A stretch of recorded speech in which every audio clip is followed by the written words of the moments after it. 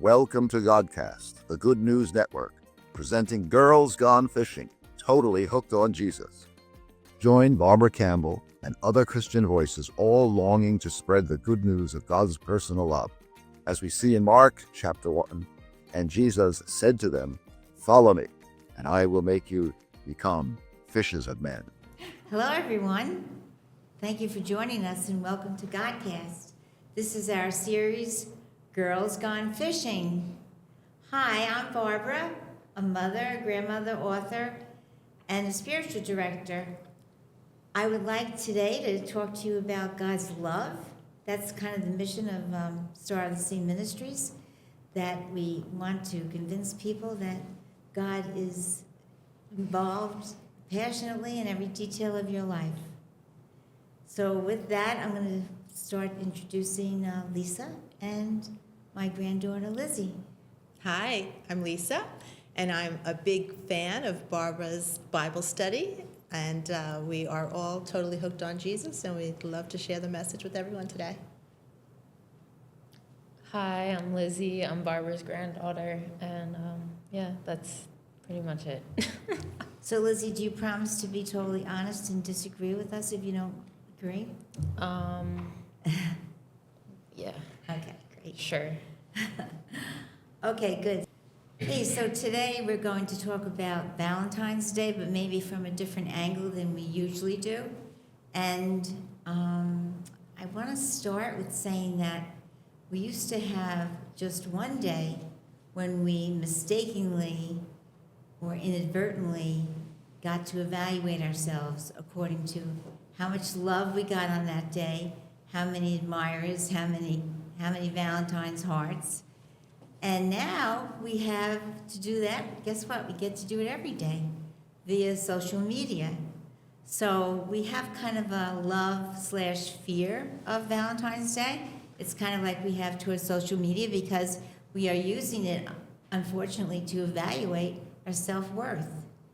And with that kind of as the foundation of our talk today, I also want to mention that, you'll be seeing this after Valentine's Day, but think about it. Social media puts you under that pressure every single day.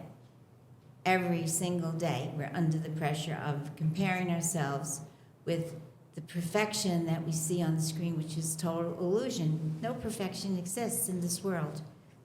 Lisa, do you agree with that? Absolutely. I think there's a lot of pressure on Valentine's Day all by itself. Did you get the dozen roses? Did you get a dinner reservation? Did you get a really spectacular gift? But it came and went. But now social media is telling everyone what you do every day and how much you're loved or not loved and what you have and how amazing it all looks. There's a photo of the food that you're eating. There's a photo of the roses, all those things being posted.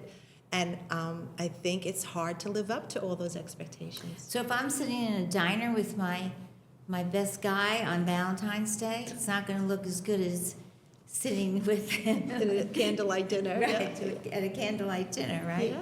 Yeah. So I might think, well, I guess I'm not as loved as that person. It's hard. What do you think, Lizzie? Yeah, I don't know. I'm probably a bad example because I don't go on social media like that, chronically, to compare myself, but I know that is especially in my generation, a problem, always comparing yourself and just constantly seeing what other people have that you don't. So what kept you off that treadmill? I don't know. I'm just I don't know, self-aware that if I do that, it will destroy any shred of happiness I can have. Oh, I love that you mentioned happiness because we talked about that the last two times. Happiness being a choice. That was our first two podcasts. You can catch up on that when you get a chance. But we did talk about how that's a choice and a decision, and I think that what you just said is true. What kind of dark hole, are we going to spiral down if we get into that kind of a mindset? Like you're saying, we have to know how to protect ourselves from stuff like that. And I totally agree with that. Absolutely. You have to guard your heart, right? Because those things, as much as we're living vicariously, it also makes us feel that we're not living up to the dream, right? And we're just looking, and even though for the moment it seems like a good visual excitement, but then it makes you feel sad if that's not what you're experiencing. But Lizzie, what about your friends? They're pretty much kind of committed to that, right? To what? Checking themselves out. Yeah. I mean, I think also, I was just thinking, like, while you're talking for me, I think that, like, maybe just because I'm older, I don't think that, like, I think that it's easy to look at what someone else has from the outside and be like, oh, they have this, they have that. But you don't know what's going on actually in Right. their life. So I think that's also, like, the big difference. I would say I have some friends, yeah, that are very into comparing themselves to people on social media and how they present themselves on social media.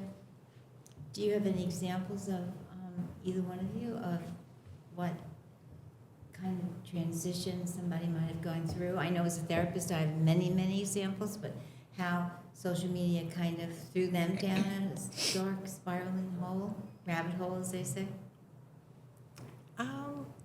I mean, I just see from the generation, like, of my children, 30s in their 30s and their 20s, that it's very easy to get caught in that trap that everyone's doing something and I'm not up to that yet. And why is it not happening to me yet? And Valentine's Day is just a perfect example. We used to just think about what you're going to, if you have a boyfriend or a girlfriend, what is the gift going to be? Now it's this constant evaluation of what's happening between the two people. I mean, as a therapist, it absolutely leaves me speechless when I think that young people are actually pressured, and I don't know if you agree with this, Lizzie, but pressured to compare themselves every day with some kind of a template of perfection that's actually an illusion. Yeah. I think for some people, like, yeah. Did you ever hear of anybody who ever really got depressed over that? Can you share it? Yeah. I mean, I just, like, people I've been close to, like, are very, some of them have been, like, very easily, like, influenced by that. Like, oh, look at this person, look at that person, I'm so this, I'm so that, I'm not that. And it's, yeah, their life is constantly revolving around trying to be something they're not because of what they see on social media. So it would be accurate to say it could make or break your day or your month. Yeah, if you're that type of person. Or your year, right? But I think we're all susceptible to that. Technically, you're Yeah. fighting against it. You're taking a stand against it. Like I said, I'm like I said, I'm a really bad example. I just don't care, but I could see how you would. Yeah, Yeah. right. It's really hard not to care. What about your kids? Yeah, I think that probably what I'm noticing, and it's a little bit of what you're saying, Lizzie, is that maybe there's more self-awareness now, that I don't want to get caught in this, where I'm just going to go down this rabbit hole of just saying, I don't have what everyone else has, and why don't I have it yet? So who knows, it's actually like coming around, where they're not just getting depressed about it, but realizing I need to step away from it, and maybe I don't want to be on social media every day. Sometimes, we'll look at a thing like Lent. Lent is coming up, not just to give up the sweets or the pasta, but to give up social media for Lent, right? Yeah. Just because you need to take a break and to recharge. Well, I'm glad you mentioned the kind of the religious world, because I think we also can succumb to social media in other ways. For example, reading about somebody who's decided to, fast for 40 days and thinking, I can't do that. I can't fast for a day. Yeah, I can't even do it for a day. How am I going to ever, how am I going to measure up to this? Or someone who says, I've decided to say 3 rosaries a day and, 2 novenas and, Yeah. before I go to bed at night. And we fell asleep. So, it's just to your point, Lizzie, before, I think that we're all humanly susceptible, no matter, we don't have to be, young kids looking to see how great we're loved or how beautiful we look, but we can also be in any category of life, always wondering, how do we measure up to somebody? Oh my God, they're doing that. And Lent is a great example of that, which we're about to embark on, because, you always think you have to do something so severe and intense to prove your holiness or your worth. And I actually think that a more constructive way to live through Lent is to do something rather than give up something. Right. Do something extra, do something more. Or do something that you're supposed to be doing and you're not doing. Right. Ever. Right. Yeah. Yeah. Yeah. Like showing compassion. Yeah, or maybe going to the gym. Right. Like something that's really a constructive thing and kind of setting the stage there rather than thinking about. All this list. We get pulled into to the radical, I call it the trad-rad group. The trad rad group. We get pulled into that way of thinking about ourselves, and I think that's very destructive, potentially, don't you? Yeah, like a New Year's resolution, right? Where they last for 3 days, maybe. And the same thing can happen in Lent, during Yeah. Lent, where you're like, oh, I thought I was going to do that, and I've already failed. I'm in the first week.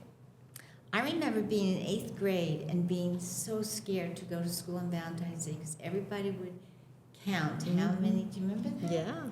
How many little bit? Did you have that too? Yeah, we kind of had that, yeah. And I remember I used to be like, oh no, Yeah. what if I don't Who get had any? more? Or Yeah. who has more? And it was hard. It was traumatic. And it was supposed to be something so fun, but it Right. ended up being a competitive thing. Yeah, and so it's just in us to kind of fall into that kind of category. And I think the idea of trauma, I hate to throw those words around because it kind of dismisses how important they are, but it was a trauma, I have to say.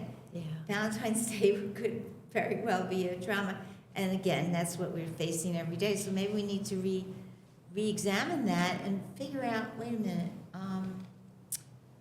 why am I so interested in what everybody else thinks of me? And how come I never stop to ask God what he might think of me? Right. And, that's kind of what I want to talk about today in part 2 of our time together today. Like, how do we cultivate that intimacy that the Lord calls us to if we don't have a conversation with him?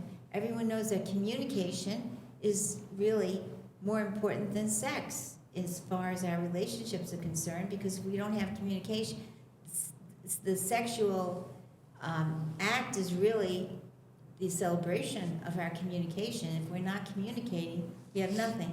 So intimacy and communication totally go together.